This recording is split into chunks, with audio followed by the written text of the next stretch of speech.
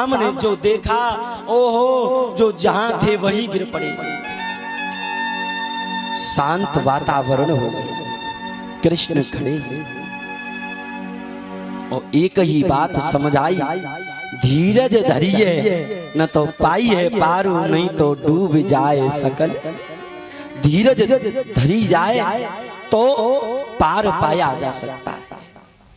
और ये बात सुमंत ने दशरथ जी महाराज को समझ आई और यहाँ पर द्रौपदी का विलाप देखा तो अर्जुन के आंसू निकले। द्रौपदी धैर्य रख। अरे गांडीवधारी अर्जुन प्रतिज्ञा करता है, जब तक बालकों की हत्या करने वाले को पकड़ के नहीं ले आऊंगा तब तक मैं चैन से नहीं बैठूंगा। और द्रौपदी धरती पर बैठ करके कृष्ण से प्रश्न करती है, माधव, कृष्ण, केशव, अगर ये मंजूर ही नहीं था तो क्यों दिया, क्यों दिया? चीख चीख करके अपने हृदय का विलाप द्रौपदी कृष्ण के सामने करते। बनी के चेहरों पर लाखों निशान होते हैं, बनी जब बिगड़ जाती है दुश्मन हजार होते हैं। अरे बना के क्यों बिगाड़ा, ओहो, वो बना के क्यों बिगाड़ा, हो बिगाड़ा रे नसीबा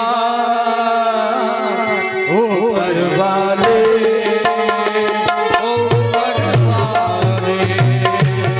ऊपर वाले, ऊपर वाले,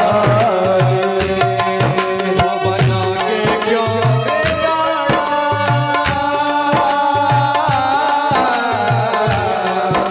बना के क्यों बिगाड़ा, बिगाड़ा रे नसीबा ऊपर वाले, ऊपर वाले,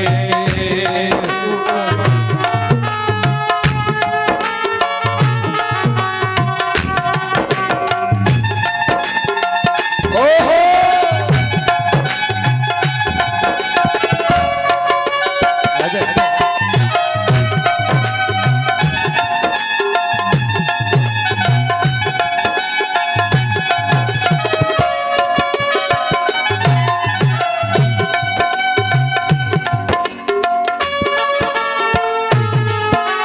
और जीवन में कभी कभी ऐसा मोड़ आ जाता है कि उस मोड़ पर बैठ करके आदमी सोचता है कि अब इधर जाए कि इधर जाए। वो आदमी बैठ करके रोता रहता है और संसार नमक लेकर के छिड़कता रहता है। जो तुझको मंजूर नहीं था, फूल खिले क्यों प्यार के,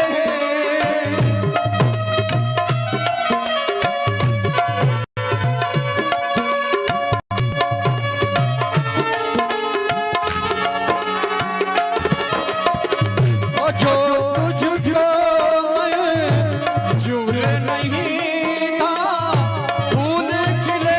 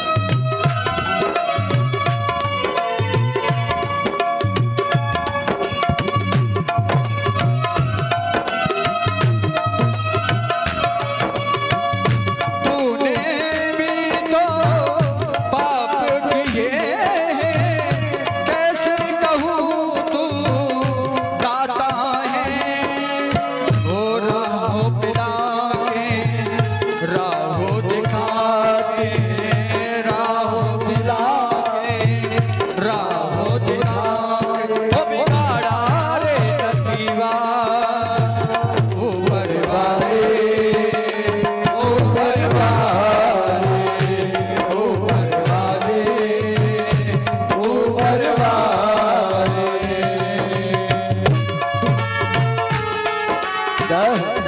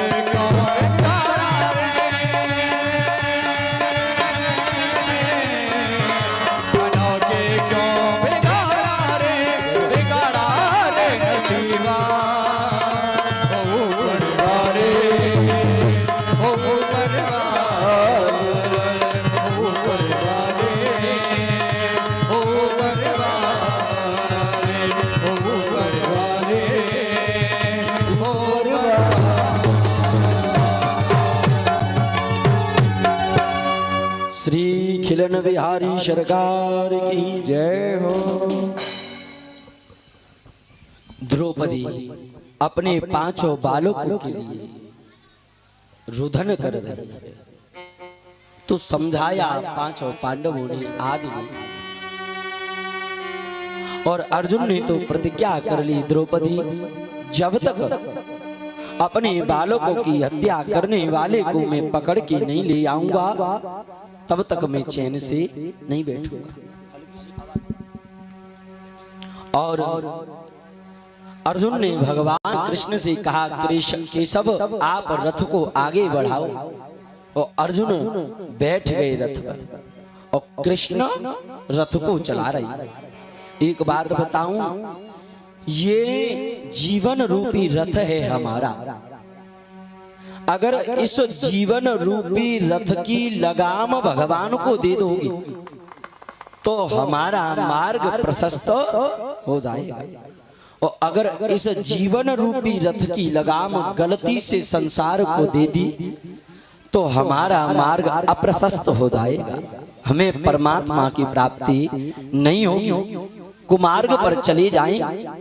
और अगर इस जीवन रूपी रथ की लगाम अर्जुन की तरह, नरसी की तरह भगवान को सौंप दोगे तो भगवान इस रथ को बड़ी जल्दी और अच्छे मार्ग पर ले जाएंगे। भगवान कृष्ण रथ चला रहे हैं और अर्जुन रथ पर बैठा है। जैसे ही रथ आगे बढ़ा, अर्जुन को पता पड़ गया हमारे पांचों बालकों को मारने वाला कोई और नहीं, द्रोणाचार्य का पुत्र अश्वत्थामा है। तो अर्जुन को क्रोध आ गया और अश्वत्थामा से युद्ध करने लगा। इधर अर्जुन ने बाण छोड़े तो उधर से अश्वत्थामा ने बाण छोड़े। दोनों तरफ से बाणों की बरसात होने लगी। कोई योद्धा हल्का नहीं पड़ा। तो अब की बार अश्वत्थामा ने अपने धनुष पर ब्रह्मास्त्र ले लिया और अर्जुन की तरफ ब्रह्मास्त्र छोड़ने लगा। और अर्जुन ने देखा कि ब्रह्मास्त्र आ रहा है तो अर्जुन भगवान के चरणों में गिर गया। कृष्ण कृष्ण पदपंकज परांति त्वमेको दह्यमानास्ति। कृष्ण कृष्ण प्रभु रक्षा करो रक्षा करो, ये ब्रह्मास्त्र मुझे मार देगा। भगवान ने कहा अर्जुन, कभी कभी लोहे को लोहा काट देता है और कभी कभी कांटे से कांटा निकाला जाता है। अगर उधर से ब्रह्मास्त्र आ रहा है तो तुम भी ब्रह्मास्त्र छोड़ो। और जैसे ही अश्वत्थामा ने उधर से ब्रह्मास्त्र छोड़ा तो इधर अर्जुन ने भी ब्रह्मास्त्र ले लिया। दोनों ब्रह्मास्त्र आपस में जोर से टकराए और ध्वस्त हो गए। उसके बाद अर्जुन ने अश्वत्थामा को बंदी बना लिया और द्रौपदी के चरणों में ले जाकर के डाल दिया। द्रौपदी यही वो हत्यारा है, यही वो पापी है जिसने हमारे पांचों बालकों के सिरों को धड़ से अलग किया है। बताओ द्रौपदी क्या करना चाहिए? और द्रौपदी एक माँ है और एक माँ दूसरे माँ के दर्द को समझ सकती है। अगर वो माँ है तो द्रौपदी एक माँ है। द्रौपदी ने स्पष्ट कह दिया अर्जुन, अश्वत्थामा को मारो मत। क्यों? मुंचता मुंचता वेशः ब्राह्मणो नितराम गुरु।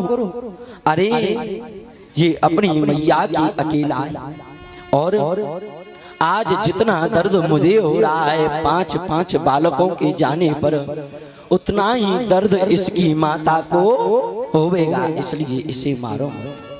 और हाँ, मुंचता मुंचता वेशः ब्राह्मणो नितराम, ये गुरुपुत्र है और गुरुपुत्र को मारना ठीक नहीं। भीम को क्रोध आ गया, अरे द्रौपदी कैसी बात करती हो, इसको छोड़ दे हत्यारे को। अरे इसकी छाती पे पैर रख के चीर दूंगा। द्रौपदी ने कहा भीम, अगर इसे चीरने के बाद मेरे पांचों बालक जिंदे हो जाएं तो इसे चीर दो। मेरे पांचों बालक तो गए और इसे मारने के बाद मुझे मेरे बालक तो मिल नहीं जाए, तो इसलिए इसे मारो मत। अब कोई कुछ कह रहा है, कोई कुछ कह रहा है। नकुल सहदेव कह रहे हैं 5 बालकों को मारा है तो इस हत्यारे को 5 बार मारना चाहिए। अर्जुन संशय में पड़ गए कि अब आखिरकार करें क्या, मारे कि छोड़ दें। और अर्जुन भगवान के सामने घुटने टेक करके बैठ गए और भगवान से प्रार्थना करी, प्रभु मेरा मार्गदर्शन करो। और भैया भगवान तो शुरू से ही टेढ़े हैं, अगर इनसे कोई ज्ञान लेवेगा तो ज्ञान भी ये टेढ़ा ही देवे। वृंदावन में बिहारी जी के दर्शन करने जाइए तो बिहारी जी 3 जगह से टेढ़े, पहले पैरों से टेढ़े खड़े और दूसरे बिहारी जी कमर से टेढ़े और तीसरे बिहारी जी मुस्कान से टेढ़े। तो बिहारी जी का एक नाम त्रिभंगी भी है और ऐसे त्रिभंगी नाथ से, ऐसे टेढ़े गोविंद से अगर कोई ज्ञान मांगे तो ये ज्ञान भी टेढ़ा ही दे रही है। अर्जुन से टेढ़ी टेढ़ी बातों में कहते हैं, अर्जुन ब्रह्म बंधुर न हंतव्या आता ताई बाहर पण ममैवाप्यानुमाप्त परिपाध्यानुशासनो। अर्जुन ब्रह्म बंधुर न हंतव्य, ये अश्वत्थामा ब्राह्मण है और ब्राह्मण को मारोगे तो ब्रह्म हत्या लगेगी। अर्जुन कांप गए, ब्रह्म बंधुर न हंतव्य, प्रभु ब्रह्म हत्या बड़ी खतरनाक है, ब्रह्म हत्या हम नहीं मारेंगे। भगवान फिर बोल उठे, अर्जुन रुको। बोले हाँ प्रभु, ये तुम्हारे कुल का हत्यारा है और कुल के हत्यारों को छोड़ोगे तो ये भी ठीक नहीं है। भीम दादा तारी बजाए के हंसे, जे हो आपके जैसे सलाहकार होवे तो हम तो जीत गए महाभारत है? एक तरफ कह रही हो के छोड़ दो और एक तरफ कह रही हो के मार दो। भगवान बोले भीम दादा, मैं क्या कहना चाहता हूं इस बात को अर्जुन समझ गया है। और अर्जुन समझ गए कि क्या करना है, ना मारना है और ना ही छोड़ना है, अपमान कर देना है। और अपमान की तो जाति बड़ी कठिन होती है। तुलसीदास बाबा अपने पन्नों पर लिख रहे, हो यद्यपि जग दारुण दुख नाना, राम सिया राम सिया राम सिया राम। हो यद्यपि जग दारुण दुख नाना, ओ राम सिया राम सिया राम सिया राम।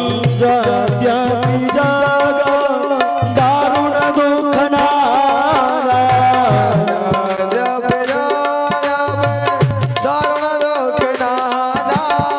हो सबते कठिन जाति अपमाना, सबते कठिन जाति अपमाना। यद्यपि जग दारुण दुख नाना, सबती कठिन जाति अपमान।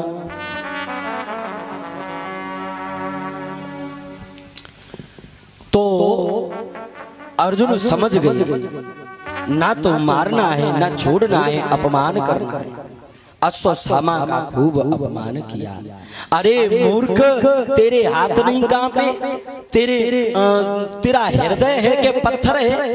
5-5 बालकों की गर्दन पर तूने गड़ासा चला दिया। चला जा हमारी नजरों के सामने से। खूब अपमान किया, बाल मुड़वा दिए, आदि बड़े बुरे बुरे शब्द कहे और अश्वत्थामा वहां से चला गया। और इसने प्रण कर लिया कि अपने इस अपमान का बदला जरूर लूंगा, इस अपमान को मैं नहीं भूलूंगा। और बंधुओं, संसार में लोग हर चीज भूल जाते हैं पर अपमान को कभी भूलते नहीं। मरने वाला जब मरेगा तो क्या कहेगा?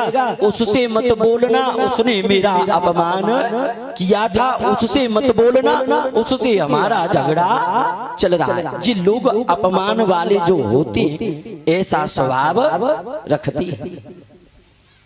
तो अश्वत्थामा का अपमान हुआ, प्रतिज्ञा कर ली, पांडवों के वंश में पानी देने वाला नहीं छोड़ूंगा। सोचने लगा, मैंने पांडवों के बालकों को तो मार ही दिया, अब तो मात्र बस पांडवों में अभिमन्यु की पत्नी उत्तरा गर्भवती है, मैं उस उत्तरा के गर्भ को नष्ट कर दूंगा और उसके गर्भ को नष्ट कर दूंगा तो इनके कुल में कोई भी पानी देने वाला नहीं बचेगा। और आज चल दिया अश्वत्थामा ब्रह्मास्त्र लेकर के उत्तरा के गर्भ को समाप्त करने के लिए। इधर उत्तरा बैठी है, सामने से देख रही है कि हमारे कुल का हत्यारा आ रहा है। उत्तरा ने इधर देखा कोई नहीं है। और क्या देख रही है? ये कुल हत्यारा मेरे गर्भ को बड़े गौर से देख रहा है, मेरे गर्भ को नष्ट करने के लिए तो नहीं आ रहा है। क्यों? क्योंकि पहले से ही इसने कुल का नाश करने की नींव लगा दी है। तो अब उत्तरा घबरा गई और वो अश्वत्थामा आगे आगे आ रहा है। उत्तरा ने देखा कि ये कोई मेरे सामने मेरी रक्षा करने के लिए नहीं है, तो उत्तरा ने अपने दोनों हाथ ऊपर कर दिए और उत्तरा प्रार्थना करने लग गई, पाहि पाहि महायोगिन देव देव जगत्पते नान्यं त्वदय भया पश्य मे यत्र मृत्युरपरस्परम् रक्ष रक्ष गणाध्यक्ष रक्ष रक्ष परमेश्वर। माधव रक्षा करो सबकी बिगड़ी बनाने वाले, सबकी लाज बचाने वाले। आज मैं रक्षा की पुकार कर रही हूँ। ये अश्वत्थामा मेरे गर्व को नष्ट करने के लिए आ रहा है और प्रभु ये केवल मेरी मृत्यु नहीं करेगा, मेरे गर्भ के अंदर एक बालक पल रहा है, ये उसकी भी मौत कर देगी। प्रभु आज दो मृत्यु हो जाएंगे अगर आप रक्षा करने के लिए नहीं आओ। और जब ऐसी पुकार करी तो स्वयं भगवान कृष्ण चल करके आए और उत्तरा के सामने खड़े हो गए। और भगवान ने उत्तरा से कहा, उत्तरा तू अपनी दृष्टि में मुझे अपना पुत्र समझ और मैं तेरे गर्भ के अंदर प्रवेश करूंगा और गर्भ के अंदर जो बालक पल रहा है उसकी जाकर के रक्षा करूंगा। तो यहाँ तो भगवान गर्भ के अंदर जा रहा है और वहां वेद कह रहे हैं कि भगवान गर्भ के अंदर नहीं जाता है। तो भगवान गर्भ के अंदर क्यों जा रहा है? बोली यहाँ मेरे भक्त पर संकट है। और फिर वही वाली बात आ गई, प्रबल प्रेम के पाले पढ़कर प्रभु को नियम बदलते देखा और अपना मान टले टल जाए पर भक्त का मान न टलते देखा। और भगवान छोटा सा रूप बनाया और उत्तरा के गर्भ के अंदर प्रवेश कर गए। और इधर अश्वत्थामा ने ब्रह्मास्त्र छोड़ा और गर्भ के अंदर ही उस बालक की रक्षा की। एक बात बताऊं, उत्तरा के गर्भ के अंदर परीक्षित विराजमान है और ये परीक्षित पूरे संसार के ऐसे प्राणी थे जिन्होंने जन्म बाद में लिया और भगवान का दर्शन पहले ही कर लिया। जन्म नहीं लिया है और गर्भ के अंदर ही भगवान का दर्शन कर लिया। और हमाओ तुमाओ जन्म हुए गए पर अभी भगवान के दर्शन नहीं हुए और परीक्षित ने गर्भ के अंदर ही हरि दर्शन कर लिया। और जब ऐसा कुंती मैया ने देखा, ओहो, कुंती मैया दौड़ करके गई और भगवान के चरणों में साक्षात लेट गई। द्वारिकाधीश जगत धाता जगन्मय जगदीश परमेश्वर की जय हो जय हो जय हो। दौड़ करके कहने लगी, तुम तो जगत धाता हो, जगन्मय हो, जगदीश हो, आप तो भगवान हो। भगवान बोले, अरे बुआ कहा कर रही है, उल्टी गंगा काय को बह रही है? क्यों? अरे बुआ, रिश्ते में तू मेरी बुआ लगती है और तू मुझे प्रणाम कर रही है, तो ये संसार क्या कहेगा? तो यहाँ पर कुंती कहती है, माधव कृष्ण नाटक बड़ा अच्छा कर लेते हो। किसी को तो बुआ बनाते हो, किसी को पिता बनाते हो, किसी को माता बनाते हो और किसी को दादा बनाते हो और तुम खुद ही भूल जाते हो कि सबके परदादा तो तुम ही हो। अरे प्रभु, ये कुंती बुआ प्रणाम नहीं कर रही है, इस कुंती बुआ के अंदर एक मन रूपी कुंती बुआ बैठी है और वो मन तुमको प्रणाम कर रहा है। ये कुंती बुआ शरीर से प्रणाम नहीं कर रही है, इस शरीर के अंदर एक मन विराजमान है और मन का तो आपसी संबंध है। ईश्वर अंश जीव अविनाशी, बस वही जीव ईश्वर को प्रणाम कर रहा है। और कुंती बुआ प्रणाम करके कह रही है कि आप भगवान हो। तो भगवान कृष्ण बोले, देख बुआ, हम भगवान भगवान कुछ नहीं है। नहीं नहीं नहीं नहीं, आप भगवान हो। आपने मेरे पांडवों की रक्षा करी है, आपने ये सब किया है, क्या क्या नहीं किया आपने हमारे साथ में। भगवान कहने लगे, कुंती बुआ, वो सब मेरा धर्म था, कर्म था, वो मैंने किया, मैं भगवान नहीं हूँ। नहीं प्रभु, आप ईश्वर हो। भगवान बोले, अर्जुन दादा, आज तो हमें भैया भगवान है को प्रमाण मिल गो कि हम भगवान हैं। भगवान बोले, अच्छा कुंती बुआ, अगर हम भगवान हैं, तू ऐसा कह रही है, तो हाँ हम मानते हैं कि हम भगवान हैं। अब भगवान से तो सब लोग कुछ न कुछ मांगते हैं, सो तू भी कछु मांग ले, हम भगवान हैं। सबने निर्णय किया, नहीं, युधिष्ठिर बड़े हैं तो पहले युधिष्ठिर मांगेंगे। बोले, युधिष्ठिर धर्म की रक्षा आदि करते हैं तो भगवान से पहले युधिष्ठिर मांगेंगे। तो यहाँ पर युधिष्ठिर भगवान से कहते हैं, प्रभु यदि आप देना ही चाहते हो तो मैं सदैव धर्म की रक्षा करता रहूं, धर्म पर चलता रहूं, ये मुझे दे दीजिए। उसके बाद अर्जुन से कहा, तुम कुछ मांगो। तो अर्जुन ने तो कह दिया, पितासि लोकस्य चराचरस्य त्वमस्य पूज्यस्य गुरुं गरिया। पितासि लोकस्य चराचरस्य त्वमस्य पूज्यस्य गुरुं गरिया।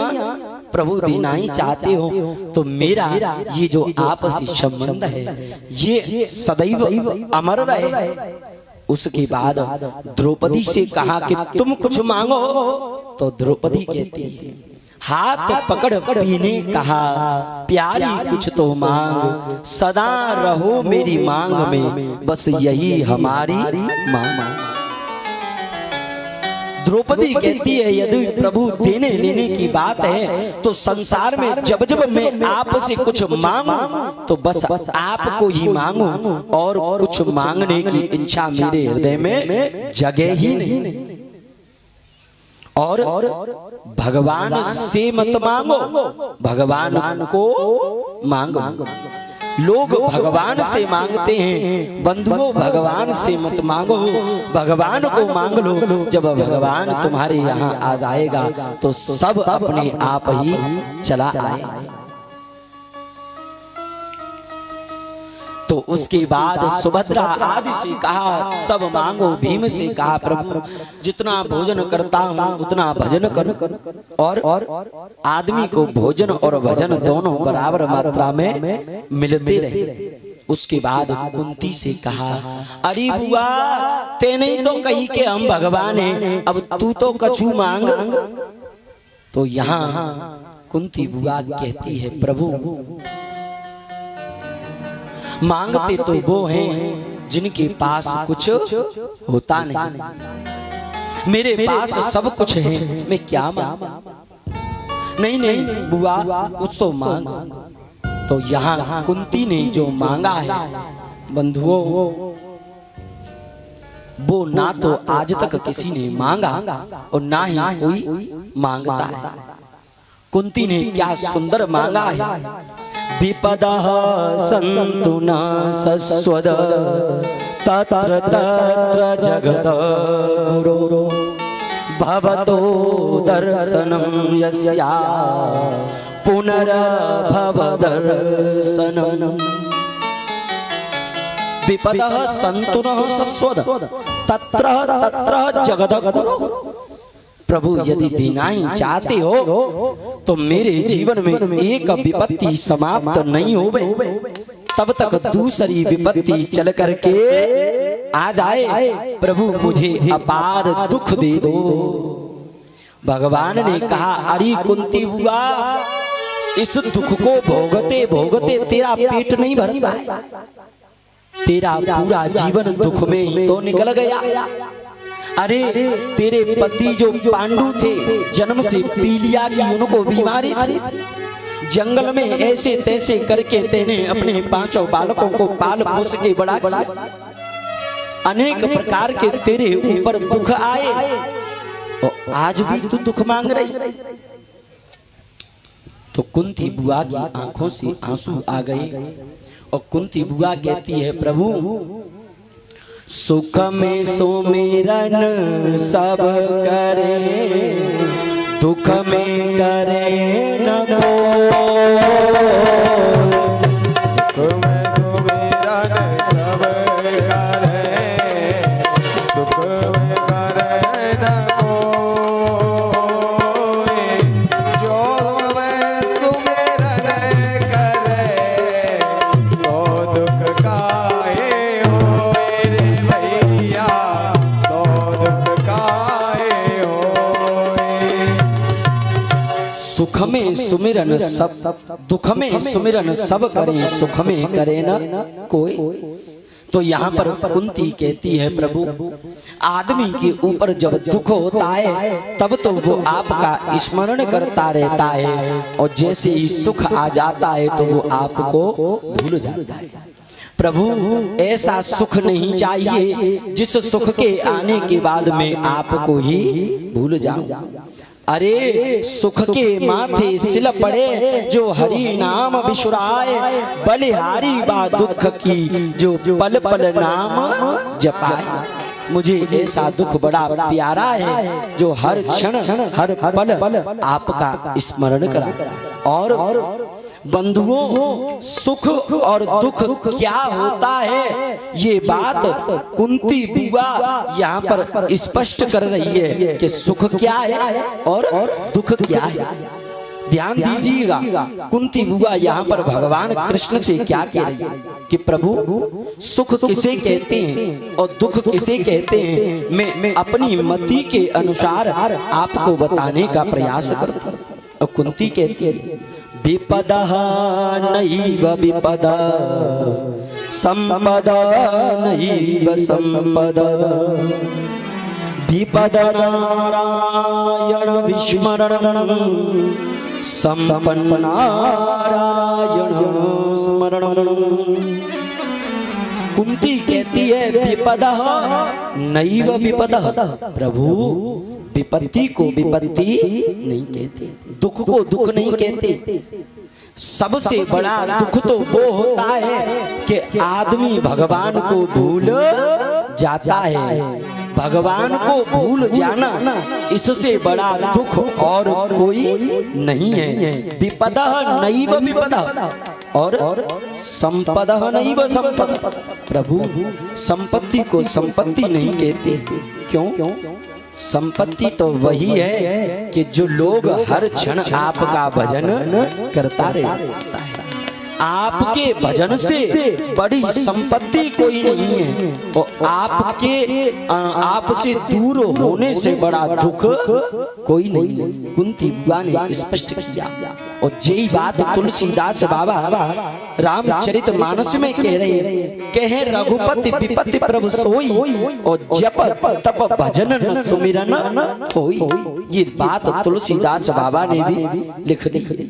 और कुंती बुआ कहती, सुख भी मुझे प्यारे,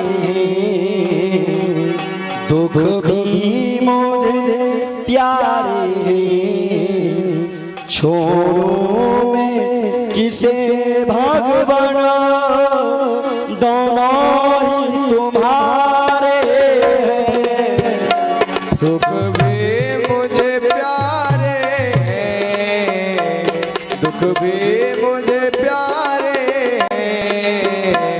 छोड़ूं मैं किसे भगवान, दोनों ही तुम्हारे हैं। मुझे प्यारे, दुख भी मुझे प्यारे,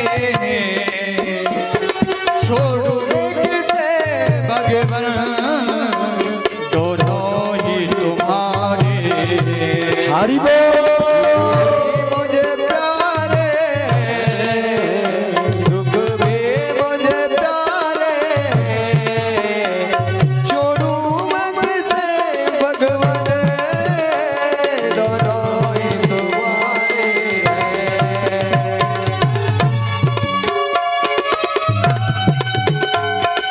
और कुंती बुआ कहती है सुख और दुख, दिन और रात ये सब जीवन में चलता रहता है, इसलिए दोनों मुझे प्यारे हैं। आपकी जो मर्जी होवे वो दे दो मुझे। हरि बोल। सुख दुख में सब दुनिया की गाड़ी को चलाते हैं, सुख में सब दुनिया की गाड़ी को चलाते हैं, सुख दुख में हम सबको इंसान बनाते हैं, इंसान बनाते हैं। हमने तो उनके आगे क्या हाथ पसारे, छोड़ो मैं कैसे भगवान, दोनों ही तुम्हारे। सुख में मुझे प्यारे, दुख में मुझे प्यारे, छोड़ूं मैं किसे भगवान, दोनों ही तुम्हारे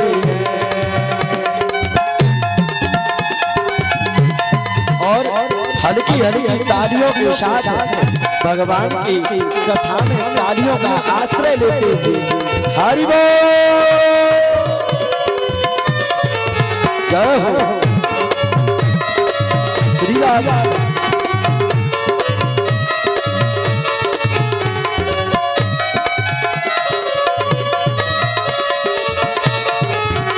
रुको रुको रुको।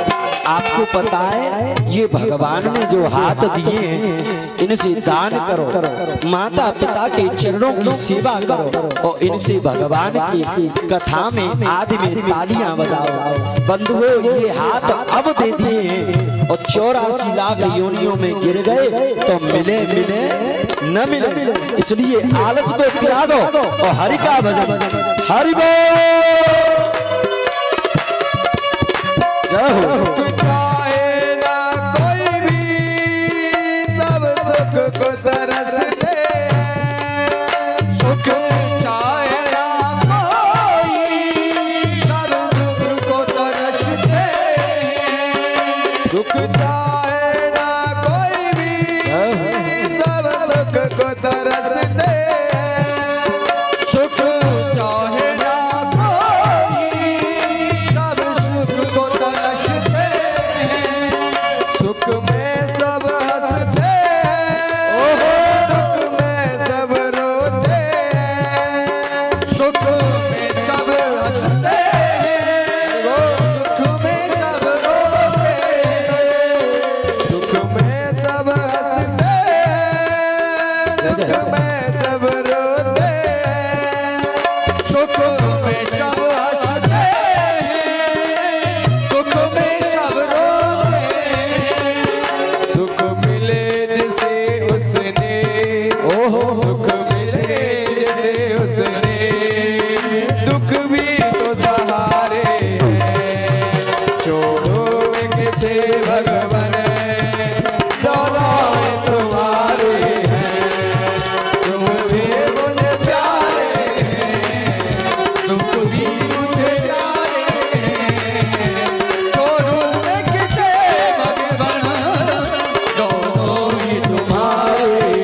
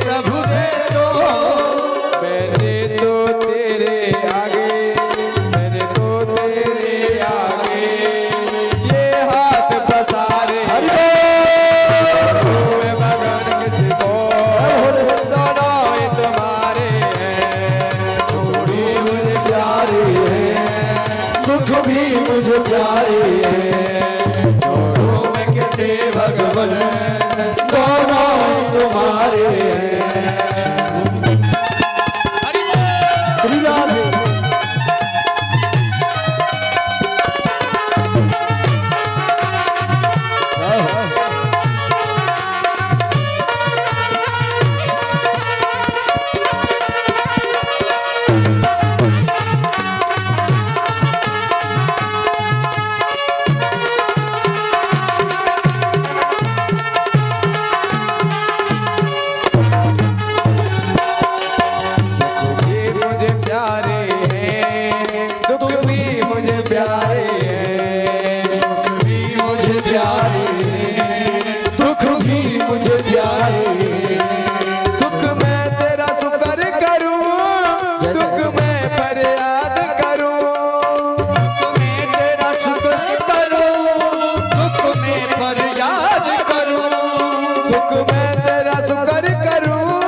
हरि बोल मैं फरियाद करूं, सुख में तेरा शुक्र करूं, दुख में फरियाद करूं। इस हाल में तुम रखो, मैं तुमको याद करूं। इस हाल में तुम रखो, तुमको मैं याद करूं। यादों में वियोगी ने, यादों में वियोगी ने ये गीत सवारे हैं। सुख भी मुझे प्यारे हैं, छोड़ू में किसे भगवान, दोनों ही तुम्हारे हैं। ये मुझे प्यारे हैं। हरि बोल।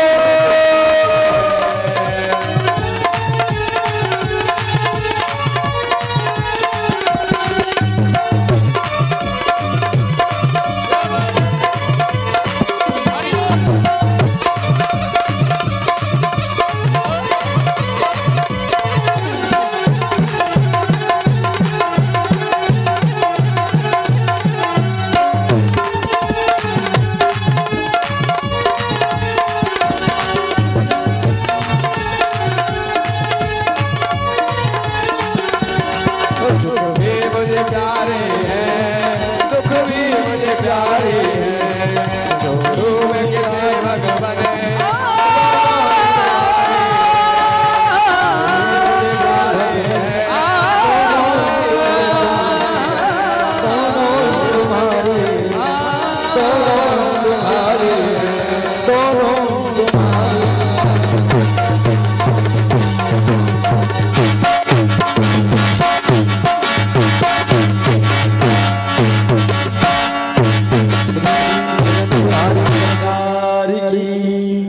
राधा रानी की जय जय। कुंती हुआ भगवान कृष्ण से विपदौ नैव विपदः संपदौ नैव संपदः विपद नारायण विस्मरणं संपन्न नारायण स्मरणं। विपत्ति विपत्ति नहीं है, संपत्ति संपत्ति नहीं। विपत्ति वो है कि भगवान को भूल गए, और संपत्ति वो है कि भगवान हमें तुम्हें याद है। भगवान कुंती बुआ को दुख देना नहीं चाहते, और कुंती बुआ से वार्तालाप आदि करके भगवान पांचों पांडव, सुभद्रा, द्रौपदी आदि गए भीष्म पितामह के पास। पितामह के रोम रोम में बाण लगे हुए हैं, और भगवान कृष्ण आगे से चल के आ रहे हैं। पितामह खड़े होकर प्रणाम नहीं कर सकते हैं, तो दोनों नेत्रों को बंद करके भगवान को प्रणाम किया। और भगवान आए। भगवान ने भीष्म पितामह से कहा, पितामह आपके पांचों पांडव यशस्वी राजा बन गए, आप इनको कुछ ज्ञान दे दीजिए। भीष्म पितामह मुस्कुरा गए, बालाला 18 अध्याय की गीता अर्जुन ने सुनाई दी, पूरा ज्ञान अर्जुन ने दे दियो। अब बचा ही क्या है? नहीं पितामह, आपके मुख से कुछ श्रवण करना चाहते हैं। तो यहाँ पर भीष्म पितामह अपने पांडवों को ज्ञान दे रहे हैं। दान धर्मान मोक्ष धर्मान राजधर्मान विभाग सह। भीष्म पितामह ने दान धर्म का वर्णन किया, राज धर्म का वर्णन किया और मोक्ष धर्म का वर्णन किया। दान धर्म तन पवित्र सेवा किए, धन पवित्र करि दान, तन पवित्र सेवा किए, धन पवित्र करि दान, मन पवित्र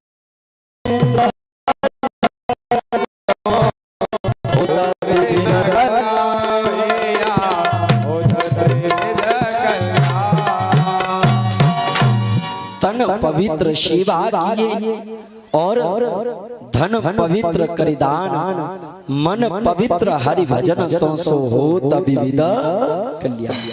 दान को पवित्र करना है, धन को पवित्र करना है तो दान करो, मन को पवित्र करना है तो हरि का स्मरण करो और राज धर्म का वर्णन किया। भीष्म पितामह कहते हैं पांडवों, पाप करना तो पाप है ही, लेकिन पाप को आंखों के सामने होते हुए देखना सबसे बड़ा पाप है। और बगल में द्रौपदी खड़ी थी और द्रौपदी अचानक से मुस्कुरा गई। तो भीष्म पितामह ने पूछा, द्रौपदी तुम हंस क्यों रही? तो द्रौपदी ने कहा, नहीं पितामह, बस ऐसे ही। नहीं, कुलवती नारी हो और समझदार लोग बात कर रही हैं, बीच में तुम हंस रही हो, कोई तो कारण जरूर होगा। द्रौपदी की आंखों में से आंसू आ गए। अच्छा, आज तुम राजधर्म की बात कर रही हो, आज तुम कह रही हो कि पाप करना पाप है, पाप को होते हुए देखना बड़ा पाप है। तो पितामह, ये द्रौपदी तुमसे प्रश्न करती है कि ये पाप तुमने क्यों किया? पितामह ने कहा, मैंने कब किया? अरे पितामह, याद करो जिस समय वो दुष्ट दुशासन भरी सभा में मेरी साड़ी को खींच रहा था, तो उस समय आप भी बैठे थे और आपकी आंखें भी देख रही थी। तो ये पाप आपने क्यों? क्या उस समय वो पाप नहीं था? पितामह की आंखों से आंसू आ गए। द्रौपदी कहती है, उस समय मुझे वो दुशासन नग्न करना सोच रहा था। अरे वो तो कृपा रही मेरे माधव की कि माधव ने साड़ी का रूप ले लिया। साड़ी बिच नारी है कि नारी बिच साड़ी है, और साड़ी ही नारी है कि नारी ही साड़ी है। वो तो मेरे माधव ने साड़ी का रूप लिया, इतना चीर बढ़ाया कि दुष्ट दुशासन खींचते थक गए। लेकिन तुमने वो पाप क्यों किया? पितामह कहते हैं, द्रौपदी, आदमी जैसा अन्न खाता है वैसा ही उसका मन हो जाता है।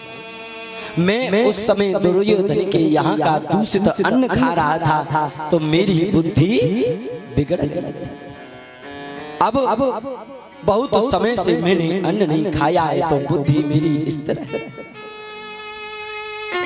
और यहाँ पर भीष्म स्तुति हुई है और भागवत में सूत जी महाराज ये भीष्म स्तुति सौनक आदि 88,000 ऋषियों को सुना रही है। बड़ी पवित्र स्तुति है। भीष्म पितामह भगवान से कहते हैं, इतिमति रूप कल्पिता व्रतश्रीहा भगवती सात्वक पुंगवे विभुन्नि स्वसुखमुपगते क्वचिदाद्रहस्तो प्रकृति मुपयेषु यदद्र प्रवाह। भीष्म पितामह ने कहा, भगवान कृष्ण, मैं आपसे कुछ कहना चाहता हूं, कहिए पितामह।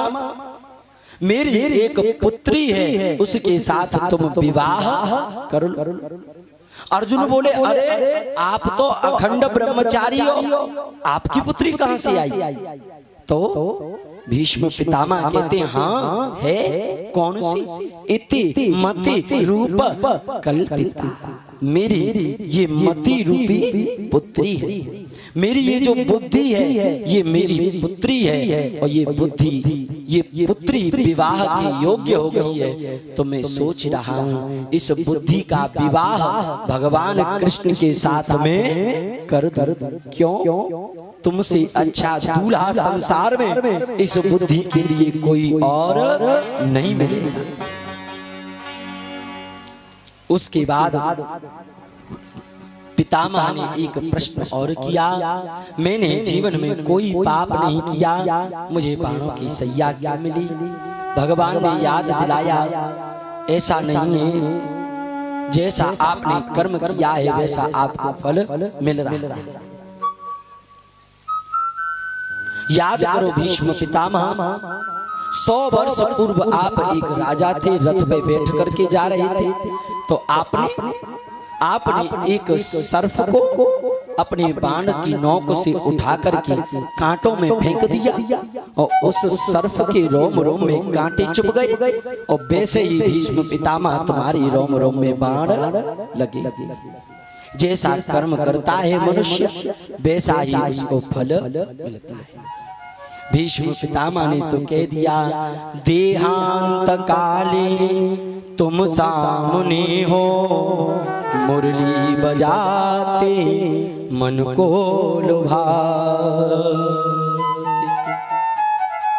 भीष्म पितामह ये बात भागवत में कह रहे हैं, और यही बात भगवान कृष्ण गीता में कह रहे हैं। अंत काले च मामेव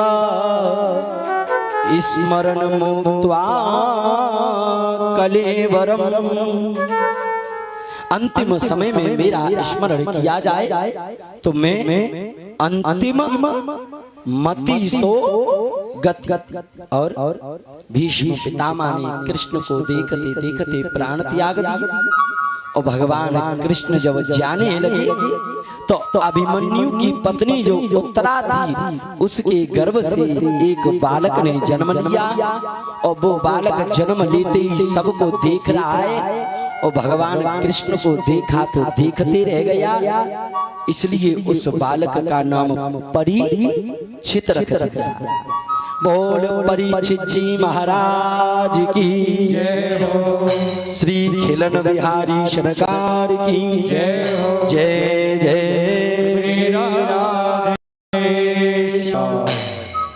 इस प्रकार भगवान पांडव आदि को छोड़ करके मैया के पास गए, देवकी वसुदेव आदि के पास, और जाकर के प्रणाम दंडवत नमन वंदन किया। और इधर जब भगवान स्वर्ग के लिए गए तो अर्जुन गोपिकाओं को लेकर के आ रहे थे। मार्ग में अर्जुन को लूट लिया, तो अर्जुन ने आकर के अपने भाई इत्यादियों से कहा, और क्या कहते हैं अर्जुन युधिष्ठिर इत्यादि से, भैया भगवान चले गए और वंचितो हम महाराजा हरिणा बंधुरूपिणा ये नाम तेजमस्तेजो देव विश्वावतामहत। अर्जुन ने कहा हम लुट गए, वंचित हो गए, भगवान हमें छोड़ के चले गए। पांचों पांडवों ने, कुंती मैया ने आदि ने सोचा जब भगवान ही नहीं रहे तो हम ही धरती पर रह करके क्या करेंगे। स्वर्ग आरोहण की तैयारी आदि करी, और इधर जो परीक्षित हैं उन परीक्षित को राजा बनाया, और पांडवों ने परीक्षित को राजा बनाकर 3 प्रकार का ज्ञान दिया। पहला ज्ञान अतिथि का सत्कार करना परीक्षित, दूसरा ज्ञान शरण में अगर शत्रु भी आ जाए तो उसको क्षमा कर दिया करना, और तीसरा ज्ञान दिया है पाप करना तो पाप है ही, लेकिन पाप को होते हुए आंखों के सामने मत देखना। परीक्षित को 3 प्रकार का ज्ञान मिला और परीक्षित राजा बन गए। जनमेजय आदि इनके पुत्र हुए। इरावती नाम की कन्या से परीक्षित का विवाह हुआ और धीरे धीरे जब समय व्यतीत होने लगा तो एक दिन परीक्षित जी महाराज जंगल में आखेट खेलने के लिए गए। और आखेट खेलने गए तो जंगल में जाकर के क्या देखा कि एक गौ माता है और एक बैल है।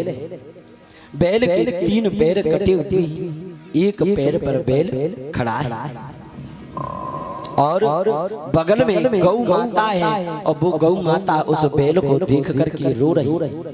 और ऐसा दृश्य परीक्षित दूर से देख रहे। तो आपस में वो बैल और गौ माता वार्तालाप कर रही है। कश्चिद भद्रेण